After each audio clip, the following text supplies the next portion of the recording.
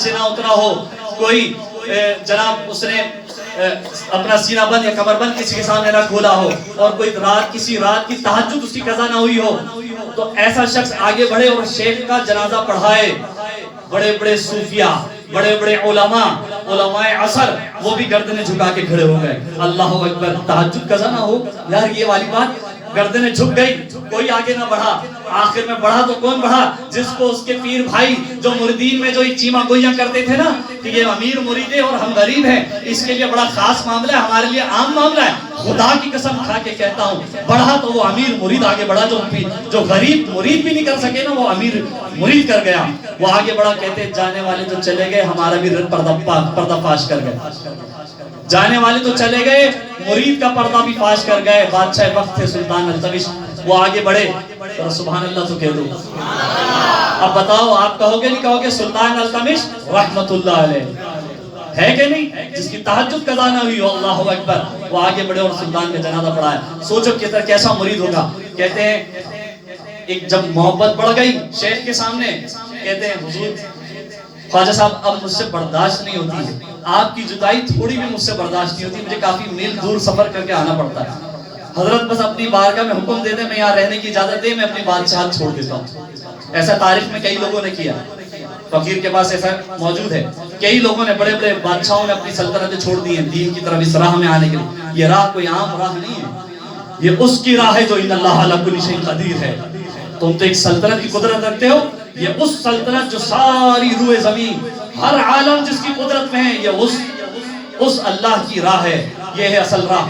کہتے ہیں ایسوں کی چھوڑ کر کے آئے۔ اب ذرا تصور کریں، کہتے ہیں سلطان صاحب نے یہ آرزو پیش کری، خواہش پیش کری قطب الدین بختیار کی۔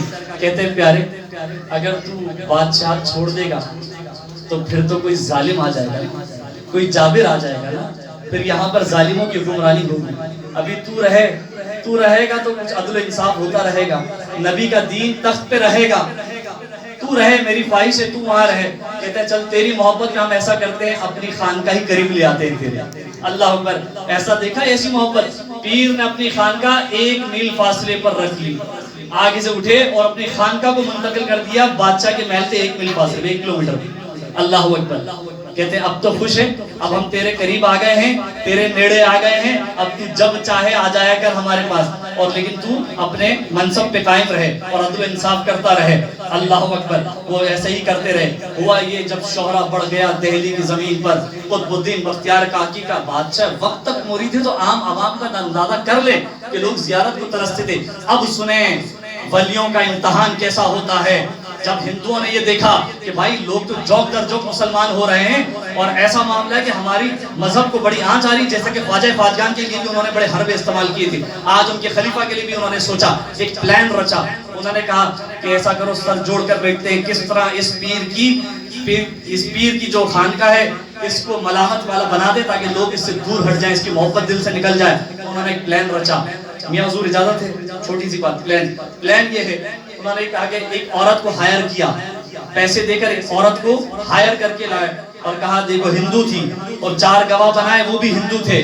کہا کہ اب تم نے اس کا یہ خانقاہت جو ہے نا سب کچھ دھرم برم کر دینی ہے، اس کا روب دبدبہ جو ہے نا یہ سب ختم کرنا ہے یہاں سے کہ یہ چلتا بنے۔ کہتے ہیں بس اب ہم پہ چھوڑ دیں۔ پلان یہ ہوا یہ کہ بادشاہ کا تخت روز جو ہے بادشاہ کا تخت سجتا تھا، لوگ اپنی درخواستیں لے کر کے آیا کرتے تھے۔ ابھی درخواستیں چل رہی ہیں، جناب دربار کے باہر تھے، آہو بکا کی زارو قدار رونے کی آوازیں آ گئی، عورت چلا کے رو رہی ہے۔ اللہ اکبر، اب آہو بکا کی آوازیں آئیں تو اندر سے جتنے حضرات بیٹھے تھے وہ سب کی توجہ وہاں کیا بات ہے، سلطان التمش کی بارگاہ میں کوئی سوئی کرنے کی آواز نہ ہو۔ اللہ وہاں پر اتنے زور سے کچھ چیخ رہا ہے، عوام میں کس کے ساتھ ناانصافی ہو گئی، اس سلطان التمش کے ہوتے ہوئے کس کے ساتھ ایسا معاملہ ہو گیا کہ اتنی آہو بکا میں رو رہا ہے۔ دربان سے کہا بلاؤ کون ہے، ہماری خدمت میں پیش کیا جائے۔ آ کر وہ اندر آتی ہے اور عجیب و غریب لباس بنا کر کے، عجیب و غریب حلیہ بنا کر کے، بال بکھیر کر کے آتی ہے، ہاتھ میں ایک چھوٹا سا ننھا سا بچہ ہے جس کو ہم نے دوپٹہ ڈال رکھا ہے، اور آ کر کہتی ہے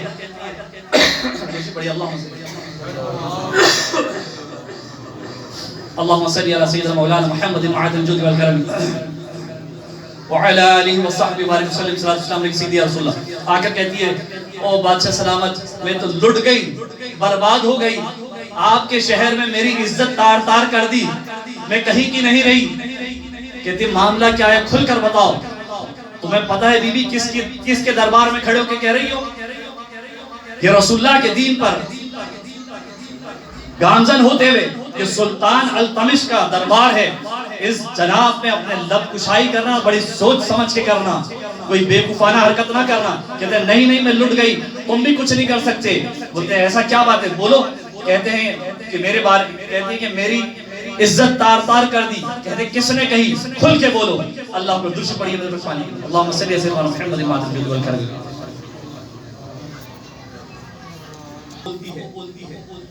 کہتی ہیں سننے کا دم ہے، اسے معلوم تھا کہ جس کا میں نام لوں گی یہ تو خود اس کا گرویدہ ہے، یہ تو خود اس کا مرید. کہتے ہیں کس نے تمہاری یہ حالت کی؟ کہتی ہیں وہ نام بختیار کاکی کا ہے. بختیار کاکی نے معاذ اللہ ثم معاذ اللہ وہ روز تہجد کے وقت میں پچھلے دروازے سے میرے پاس آتے اور مجھ سے غیر شرعی طور پر ازدواجی معاملات کرتے. اب جب میں حاملہ ہونے کے بعد میرا بیٹا ہو گیا، یہ 2 ماہ کا ہو چکا ہے، تو اب مجھ سے نکاح سے انکار کرتے ہیں اور مجھے چھوڑ کر کے چلے گئے. اللہ کی بات سننی تھی، نام سننا تھا. التمش کے چہرے پہ جلال کا عالم تھا کہ میرے شیخ کے بارے میں اتنا گھناؤنا الزام ہو ہی نہیں سکتا. کوئی ماننے کا پورا شہر گرویدہ ہے حضرت کا، پورا شہر حضرت کا مرید ہے، کیسے کوئی برداشت کر سکتا تھا. لیکن جب نام لیا تو پن ڈراپ سائلنٹ ہو گئی. پھر التمش جلال میں للکارا اور للکار کر کہتا ہے بی بی سن، میں نے پہلے بھی تجھے کہا تھا پھر کہہ رہا ہوں، اب تو نے الزام لگایا جس ہستی پر، اس پہ مجھے گواہ بھی چاہیے، اور اگر گواہ موجود نہ ہوئے اور یہ الزام جھوٹا ثابت ہوا تو سن لے تجھے اور تیرے گواہان کو سولی پہ لگا دوں گا. کہتی ہے ایسے ہی ہے جیسا آپ چاہیں. پلان بھرپور تھا ہندوؤں کا. اور پھر کہتی ہے ٹھیک ہے. بلایا گیا حضرت کو. اب حضرت اس بڑھاپے میں اپنی چھڑی کے ساتھ آتے ہیں. اللہ اکبر. اس وقت کہتے ہیں دہلی تنگ ہو گیا تھا، دہلی تنگ ہو گیا خواجہ قطب الدین بختیار کاکی پہ. اب دہلی تنگ خواجہ صاحب آتے ہیں. جناب حضرت کی خانقاہ سے جو سفر قلعے تک کا تھا وہ سب کا سب حضرت کو رستے میں دیکھ رہا ہے. اور حضرت بھی تشریف آ کے آہستہ آہستہ کہتے ہیں دربان آیا کہ حضور سواری پہ. کہتے ہیں نہیں، آج ہم پہ الزام لگا ہے. اوپر نگاہیں اٹھائیں آسمان کی طرف. مولا ٹھیک ہے، جے سونا میرے دکھ بچ راضی سکھ نو چلے پاوا. جے سونا میرے دکھ بچ راضی تو سکھ نو چلے پاوا. پھر ایسے سکھ کو میں نے کیا کرنا کہ میں تمہارے ساتھ سواری پہ چلوں؟ دربان چلے؟ ارے میں پیدل ہی آؤں گا. بوڑھا ہوں تو کیا صحیح. ہسٹک لے کر چھڑی لے کر دربان پہ پہنچے. دربار پہ جیسے ہی پہنچے بادشاہ کھڑا ہو گیا، وزراء کھڑے ہو گئے، سب کھڑے ہو گئے. آج قطب الدین بختیار کاکی اپنی چھڑی سے فرماتے بیٹھو بیٹھو، میں آج تمہارا شیخ بن کے نہیں ایک ملزم بن کے آیا ہوں، تم لوگ بیٹھو. اور اے التمش فیصلہ وہی کرنا جو رسول اللہ کا دین کہتا ہے، بیٹھو. اب سب بیٹھ گئے. اللہ اکبر. خواجہ صاحب فرماتے کیا الزام لگایا ہے؟ کہتے کہ ایسا. کہتے اس سے پوچھو شرعی تقاضوں پہ 2 گواہ موجود ہیں. ایسے ہی میاں؟ کہتے ہاں. بولا بلاؤں گواہ کو. ان دونوں نے کہا ہاں ہم گواہ ہیں. وہ دونوں بھی ہندو تھے. نام مسلمانوں والے بتائے ہاں ہم گواہ ہیں. فلانے نے یہ اس طرح آیا کرتے تھے، ایسا ایسا ہوا کرتے تھے. اللہ اکبر. جب گواہ بھی ہو گئے اب پھر خواجہ صاحب نے اوپر نگاہیں اٹھائی. ٹھیک ہے پھر جیسی اس کی مرضی. پھر کہوں گا کہ جے سونا میرے دکھ بچ راضی سکھ نو چلے پاوا. مولا کیا الزام لگایا؟ اگر تو اس میں خوش ہے تو پھر بھی سر خم تسلیم. کہتے ہیں مجھے 1 رات کی مہلت دے دو. اے بادشاہ وقت مجھے 1 رات کی مہلت دے دو. کہتے ہیں حضور دی آپ کو. اللہ اکبر. اور رات میں آئے. اب واپس آ رہے ہیں. پھر اب رسوائی کی نظروں سے لوگ دیکھ رہے ہیں. ابھی فیصلہ نہیں ہوتا، الزام لگ گیا ہے. اب جب تشریف لا کر کے اپنے خانقاہ میں آئے تو سجدے میں گر گئے اور رو رو کے اللہ سے دعائیں کرنے لگے. اے بار الہ، یہ جس معاملے میں مجھے کیسی الجھن ہے، کیسی رسوائی ہے. اے اللہ تو گواہ ہے کہ قطب الدین نے کبھی ساری زندگی نامحرم پہ نامحرم پہ بدنگاہی کی نگاہ نہ ڈالی. مولا یہ کیا الزام لگ گیا؟ اور پھر کہا بادشاہ کو ایک وقت سوال کہا تھا پیارے اس کو بتا دے میں کوئی لاوارث نہیں، میرا بھی ہاتھ کسی کے ہاتھ میں ہے. 1 رات کی مہلت چاہیے تھی نا.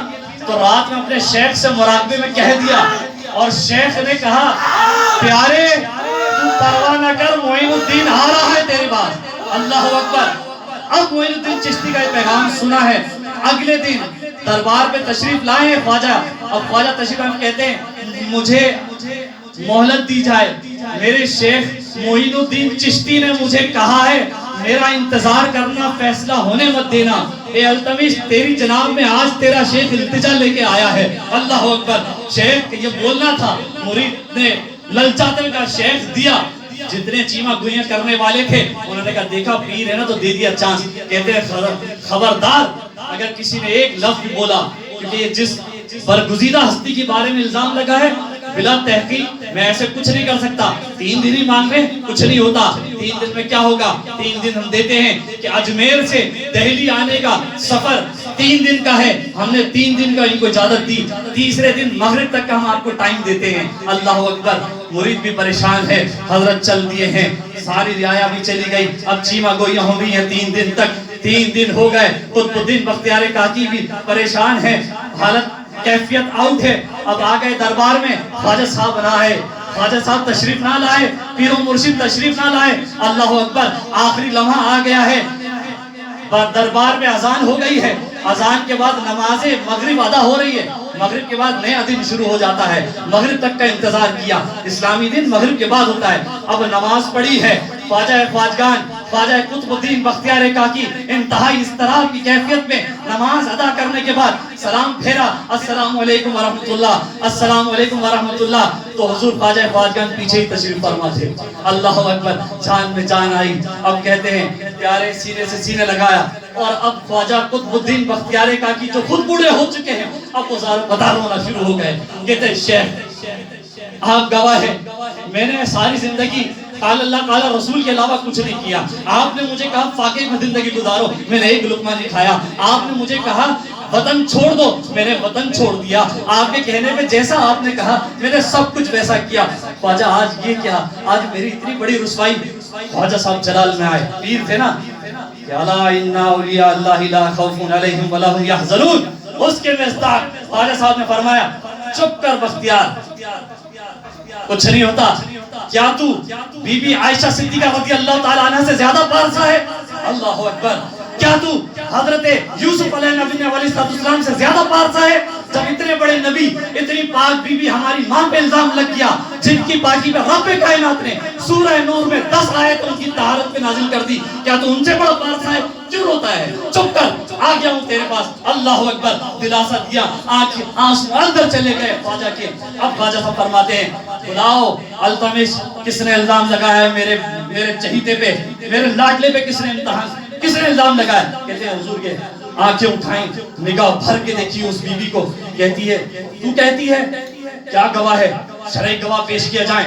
2 بندے کھڑے ہوئے، ہم گواہ، ہاں ہاں۔ اب وہ بڑے ڈر ڈر کے بولتی ہے ہاں ہاں ہاں ہاں ہم نے دیکھا، ہم نے دیکھا، ہم نے دیکھا۔ اب وہ ڈر کو اس طرح سے بات تو بول گئے لیکن گواہ پورے ہو چکے۔ اب خواجہ خواجگان جس کی نگاہ اٹھے تو 18,000 عالمین کو دیکھ لے، وہ جبھی جو غوث اعظم فرمائیں مریدی لا تخف واشن فعنی عصوم قاتل عند القتالی، میرے مرید خوف نہ کر، قسم کھاتا ہوں جو میرے مرید کو پریشان کرے گا ان قریب یہ غوث اعظم اس کو قتل کر دے گا، ہلاک کر دے گا۔ اللہ اکبر۔ یہ کہ خواجہ خواجگان وہ پیشانی والے کہ جب خراسان کے پہاڑ میں تھے کہ غوث اعظم نے بغداد میں فرمایا تھا قدمی حاضی علی رقبت کل ولی اللہ، میرا قدم تمام اولیاء اللہ کی گردنوں پر۔